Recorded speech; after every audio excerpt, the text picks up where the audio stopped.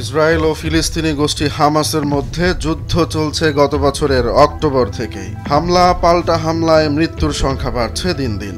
এরই মধ্যে নতুন করে ফের আলোচনায় ফিলিস্তিনি স্বাধীনতাকামী হামাসের আল নুখবা বাহিনী। ফিলিস্তিনিদের মুক্তিকামী সংগঠন হামাসের সামরিক বাহিনীর সবচেয়ে অভিজাত শাখা আল নুখবা।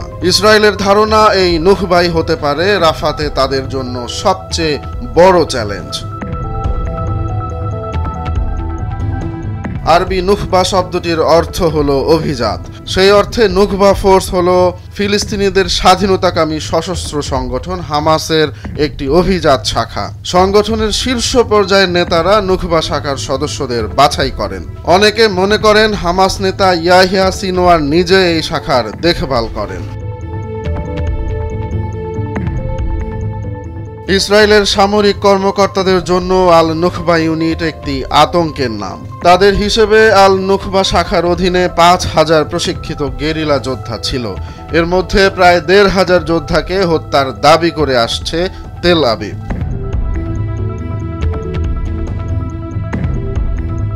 হামাসের একাধিক সামরিক শাখা রয়েছে। এর মধ্যে অন্যতম হল ইজ আল দিন আল কাসাম ব্রিগেড। এই ব্রিগেডেরই প্রধান ইউনিট নুখবা ফোর্স। বিভিন্ন দেশের আধুনিক সেনাবাহিনীগুলোর কমান্ডোদের চেয়ে কোনো অংশে কম নয় এই নুখবা সদস্যরা। কমান্ডোদের সব ধরনের প্রশিক্ষণই আছে তাদের।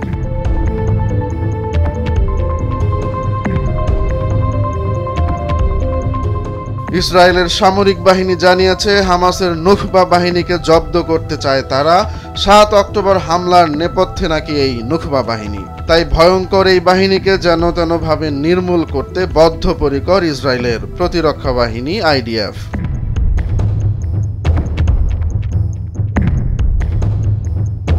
নুখবা বাহিনীর সব সদস্যদের বাছাই করেন হামাসের শীর্ষ নেতারা।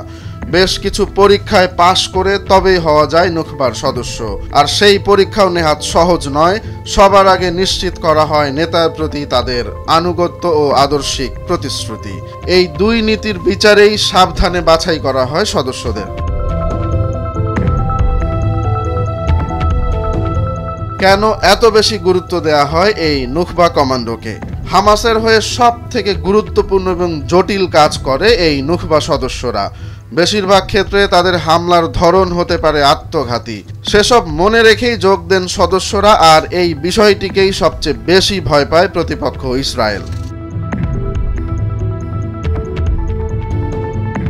নুখবা কমান্ডোরা অতর্কিত হামলায় পারদর্শী। শত্রুর এলাকায় প্রবেশের জন্য অভিনব পন্থা নেয় এই বাহিনী। সুড়ঙ্গ খুঁড়ে তার মধ্যে পৌঁছে যায় লক্ষ্যস্থলে। মিসাইল, স্নাইপার, রাইফেল, ট্যাঙ্ক বিধ্বংসী মিসাইল চালনায় পারদর্শী নুখবা কমান্ডোরা। স্কুবা ডাইভিংও শেখেন সদস্যরা। ২০১৩ সালে এই বাহিনী তৈরি করে হামাস। সে সময়ে প্রচুর ইসরায়েলি সেনাকে হত্যা করেছে নুখবার সদস্যরা। বর্তমানে সেই বাহিনী আরও শক্তিশালী হয়েছে বলে মনে করেন ইসরায়েলের সেনা গোয়েন্দারা। তারা মনে করেন এর সদস্যরা সুড়ঙ্গ খোঁড়ায় যথেষ্ট পারদর্শী।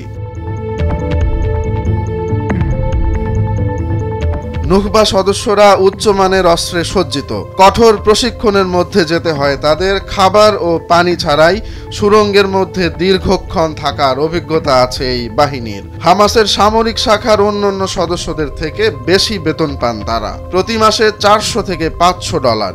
এই বাহিনীর সদস্যদের গড় বয়স 18 থেকে 20 বছর।